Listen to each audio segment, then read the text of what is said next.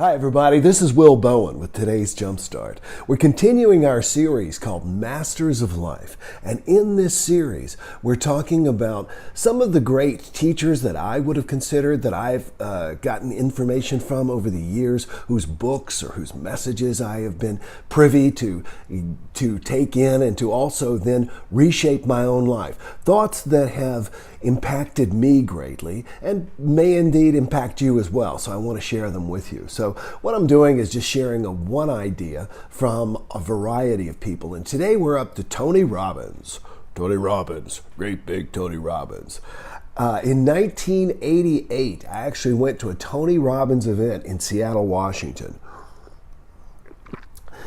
Tony was there and at a ballroom with about 500 people. We did the whole Stroll the Coals thing, which is we walked on fire, which I've done actually a couple of times, both with Tony Robbins and Edwin Gaines. It was interesting. It's really cool. It's amazing what we can do when we do it.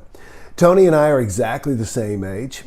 Tony was originally the promotional guy for Harvey and Marilyn Diamond. I don't know if you remember them, but they were the people who popularized food combining. Everybody was doing that diet for a while. And at 17, Tony Robbins was the guy who was promoting them.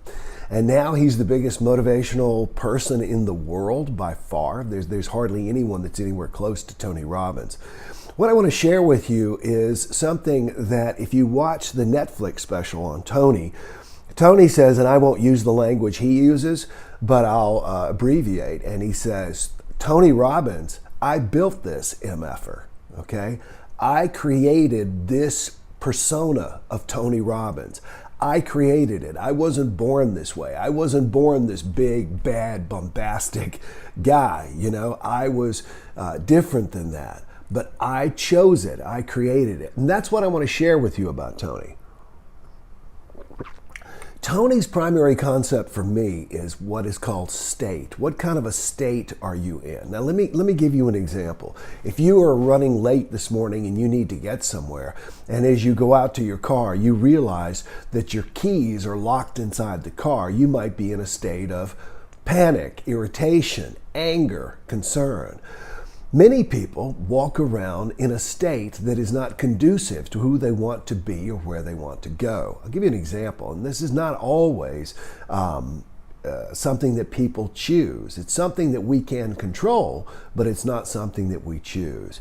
If you're a person like me who was raised with angry, abusive parents, you're often in a state of anxiety, in a state of panic, and it's simply who you are. You wake up that way in the mornings.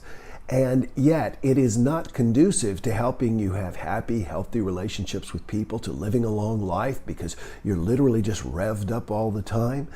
So what we've got to do is to begin to choose a state that is in consort with who we want to be and to actively cultivate it. So what is that main thing that you want to be, to do, to have, to change? What is it that you want to see happen? You've got to put yourself in a state, not of the person struggling to do that, but of the person for whom it had already happened. This, you could say, is sort of the fake it till you make it concept, but I don't believe that once you start doing something, you're no longer faking it. The minute you begin to act like somebody who would do, be, have, whatever it is you choose to have or do or become, you are being that person. You're not acting. So give that a try today. Watch your state. Do you want to be a happy, loving parent, but you find yourself in a state of irritation with your kids? Force yourself to change it. Get down on the floor and play with your kids. Do you want to be the person who leads meetings and yet you sit in the background and don't say anything?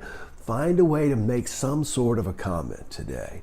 And listen, enjoy today, and we'll talk tomorrow. Bye-bye.